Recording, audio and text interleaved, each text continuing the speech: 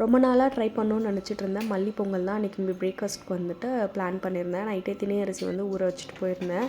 Morning வந்துட்டு திணை அரிசி, கொஞ்சமாக பாசிப்பருப்பு எல்லாத்தையும் குக்கரில் எடுத்து போட்டுட்டு, ஒரு கிளாஸ்க்கு வந்து 4.5 கிளாஸ் தண்ணி அப்படிங்கிற மாதிரி ஊற்றிட்டு, ஒரு கிளாஸ் மட்டும் பால் எடுத்துக்கிட்டேன் அந்த 4.5 கிளாஸில். அதுக்கப்புறம் உப்பு, மிளகு, சீரகம் எல்லாம் போட்டு வேக போட்டுறதுக்கு வச்சுட்டு, இன்னொரு பக்கம் வந்து பச்சை மிளகாய், கொத்தமல்லி வந்து அரைச்சி எடுத்து வச்சுட்டேன். யூஸ்வலாக என்ன பண்ணுவேன்னா, இது அரைக்கிறதுக்கு மறந்து போய் எப்பயும் பண்ணுற பொங்கலே வந்து ட்ரை பண்ணலான்னு நினைக்கும் போதெல்லாம் பண்ணிகிட்டு இருந்தேன். ஸோ அதனால் வந்து ஃபஸ்ட்டே அதை அரைச்சி வச்சுட்டு சாம்பாருக்கு பருப்பு ஊற வச்சுருந்தேன்.